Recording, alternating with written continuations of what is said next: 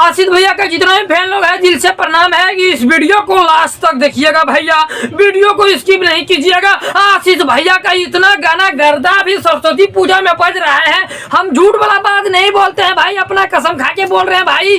आज हम 100 में 95% आदमी आशीष भैया का ही गाना बजा रहा है, आशीष भैया का।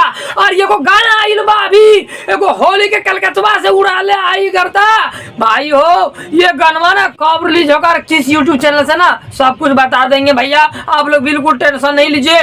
लेकिन आज सरस्वती पूजा है, एकदम धूम मचा के आशीष भैया को सपोर्ट कीजिए और दिल से गाना को बजाइए भाई, दिल से।